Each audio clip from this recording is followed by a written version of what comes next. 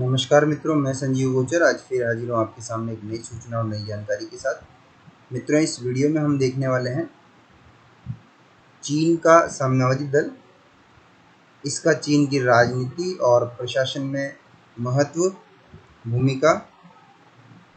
Question आ सकता है कि चीन का साम्यवादी दल चीन की राजनीति और प्रशासन का केंद्र बिंदु है। इस कथन को संक्षेप में स्पष्ट कीजिए। यह साम्यवादी दल के कार्य एवं महत्व पर संक्षेप में प्रकाश डालिए। कोटा यूनिवर्सिटी के BA part second year political science का ये क्वेश्चन है। तो चलिए शुरू करते हैं। इससे पहले अगर आपने चैनल को सब्सक्राइब नहीं किया है तो सब्सक्राइब कर लें, क्योंकि पॉलिटिकल साइंस, हिस्ट्री से संबंधित जितने भी आपके इश्यूज़ हैं या कंपटीशन एग्ज़ाम से संबंधित maths, reasoning, history, geography, science, इससे संबंधित कोई भी आपके डाउट्स हैं तो कमेंट में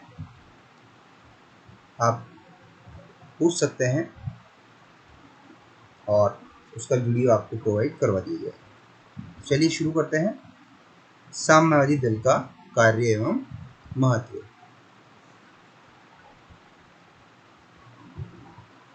तो कुछ बिंदुओं में इसको हम देखेंगे। पहला है प्रेरक, आदर्श एवं शिक्षक।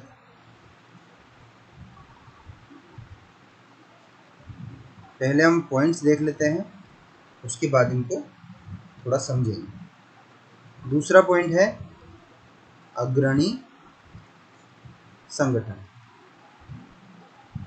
यूनिवर्सिटी एग्जाम में पॉइंट ही आपको लर्न करने होते हैं, डिटेल वहाँ पर खुद ब खुद याद आ जाती है और अपने कॉमन सेंस से भी आप लिख सकते हैं।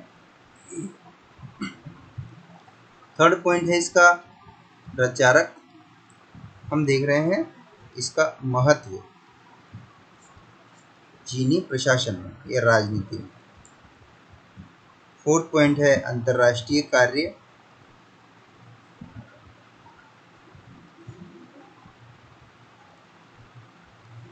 फिफ्थ पॉइंट है वास्तविक शासक।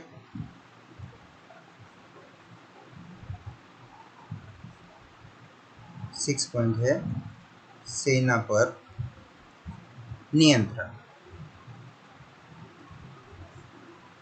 पहला देखते हैं प्रेरक, आदर्श एवं शिक्षक। तो चीन का साम्यवादी दल एक प्रेरक है, आदर्श है तथा शिक्षक। क्रांति के पहले चीन आर्थिक, सामाजिक तथा अन्य क्षेत्रों में पिछड़ा हुआ था।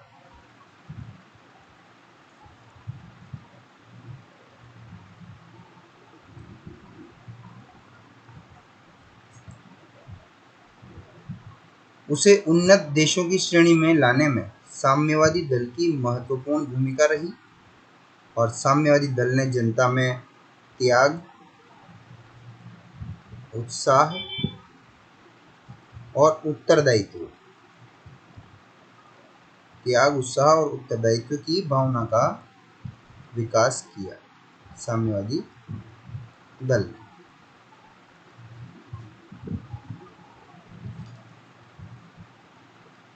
दूसरा पॉइंट है अग्रणी संगठन। तो चीन का साम्यवादी दल चीन में पाए जाने वाले अन्य संगठनों तथा राजनीतिक दलों को नेतृत्व प्रदान करता है। नव प्रजातंत्र युवक संघ चीनी साम्यवादी दल का प्रमुख अंग है। नव प्रजातंत्र युवक संघ ये चीनी साम्यवादी दल का ही एक प्रमुख अंग है। चीन में अन्य दलों को भी राजनीतिक मान्यता प्रदान की गई है, लेकिन साम्यवादी दल के सामने उनका कोई अस्तित्व नहीं। उनको साम्यवादी दल के नियंत्रण में कार्य करना पड़ता है। थर्ड पॉइंट है प्रचारक। चीन में मार्क्सवाद,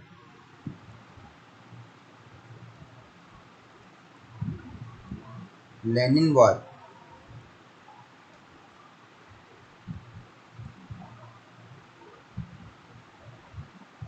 और माओवाद। इनके जो सिद्धांत हैं उनको हमेशा जनता के दिल में कूट कूट कर भरे जाने की कोशिश की जाती रही है। एक दल, एक राज्य, एक शासन, एक नियंत्रण, राज्य सर्वोपरि, राज्य सर्वे सर्वा, राज्य का आदेश अंतिम। ठीक है, एक दल। इस कार्य का उत्तरदायित्व साम्यवादी दल को सौंपा गया है। किस कार्य का? इन भावनाओं को, इन अवधारणाओं को चीन की जनता के दिल में स्थायी कर देने का, जिससे वो इन्हें आसानी से स्वीकार दे। दल जनता को शिक्षा देता है तथा इसके लिए सभी कठोर एवं अधिनायकवादी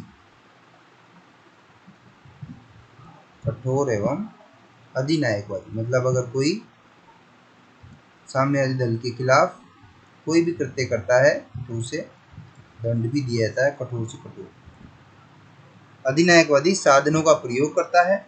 वह चीनी राष्ट्रीयता की दृढ़ भावना, पूंजीवाद के विरुद्ध घृणा तथा साम्यवाद के प्रति भक्ति का प्रचार करता है। चीनी राष्ट्रीयता की दृढ़ भावना,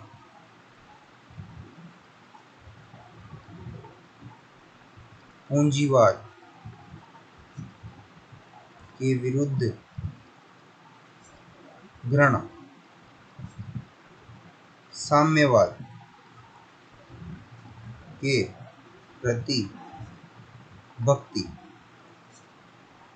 इनका प्रचार करता है साम्यवादी। नेक्स्ट पॉइंट है अंतर्राष्ट्रीय कार्य। चीनी साम्यवादी दल का अंतर्राष्ट्रीय महत्व भी है। वह विश्व क्रांति तथा विश्व साम्यवादी समाज में विश्वास रखता है। उसका एक प्रमुख उद्देश्य अन्य देशों से भी पूंजीवाद का नाश कर साम्यवाद की स्थापना करना है। जब सोवियत संघ का विघटन हो गया था तो केवल चीन, उत्तरी कोरिया, यही राष्ट्र बचे थे जिनमें साम्यवाद था। तो इसका प्रमुख उद्देश्य अन्य देशों में भी पूंजीवाद का नाश कर साम्यवाद की स्थापना करना है और इसके लिए अन्य देशों में क्रांतिकारी कार्यकर्ताओं का संगठन स्थापित करता है तथा विध्वंसकारी प्रवृत्ति को प्रोत्साहित करता है। साम्यवादी दल का महत्व में अगला पॉइंट है वास्तविक शासक। साम्यवादी दल चीन का वास्तविक शासक है। पाश्चात्य पश्चिमी देशों के दलों की तरह वह सरकार का निर्माण करता, पालन करता तथा संचालक तो है ही, इसके अलावा वह शासन से इतना घुल मिल गया है कि दल तथा सरकार को एक दूसरे से अलग करना कठिन है। दल शासन पर इस तरह छा गया है कि वह देश का वास्तविक शासक बन गया है।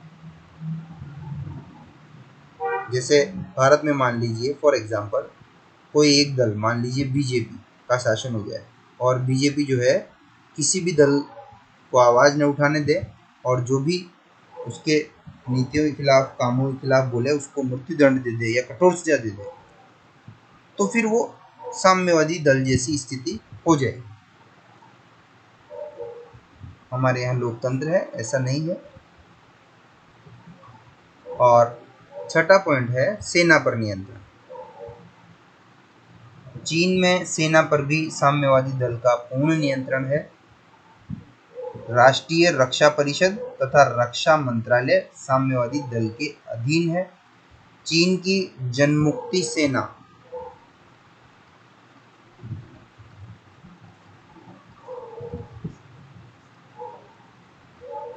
का प्रधान सेनापति एवं राज्य परिषद में रक्षा मंत्रालय का अध्यक्ष साम्यवादी दल की स्थायी समिति के सदस्य होते हैं। जो इसकी केंद्रीय स्थायी समिति होती है सर्वोच्च, उसके सदस्यों में से ही जनमुक्ति सेना का प्रधान सेनापति, राज्य परिषद में रक्षा मंत्रालय का अध्यक्ष इन्हें बनाया जाता है। रक्षा मंत्रालय के सभी उप मंत्री भी साम्यवादी दल के सदस्य होते हैं। इस प्रकार सशस्त्र सेना और साम्यवादी दल परस्पर संबद्ध होते हैं। इस प्रकार जो सरकार होती है उसमें टोटल साम्यवादी दल के सदस्य ही मंत्री, अध्यक्ष वगैरह सब बनते हैं। इस वजह से टोटल जो नियंत्रण होता है वो साम्यवादी दल का होता है। तो अगर ये कहा जाए कि चीन में साम्यवादी दल ही सर्वे सर्वा है तो ये गलत नहीं होगा। वहां पर देखिए साम्यवाद क्या है, समाजवाद की चरम अभिव्यक्ति। अत्यधिक जब समाजवाद अति करता है, समाजवाद से मतलब है उत्पादन एवं वितरण के साधनों पर समाज का नियंत्रण। तो साम्यवाद में क्या होता है, एक ही दल होता है केवल, और वो दल ही शासन करता है और लोकतंत्र और प्रजातंत्र होने का दिखावा भी करता है, मतलब चुनाव करवाता है हर साल। लेकिन और किसी दल की हिम्मत नहीं है जो उसके सामने प्रत्याशी खड़ा कर दे। वोट देना जरूरी है, इसलिए यहाँ पर 97-99% वोटिंग होती है। जो वोट नहीं देने जाता है उसको दंड दिया जाता है। कुछ विशेष कारणों से बीमारी, असमर्थता वाली बात अलग है। तो साम्यवादी जो व्यवस्था जो है वो समाजवाद की चरम अभिव्यक्ति होती है और ये प्रजातंत्र या लोकतंत्र होने का दिखावा करता है। ठीक है, मिलते हैं अगले वीडियो में। धन्यवाद।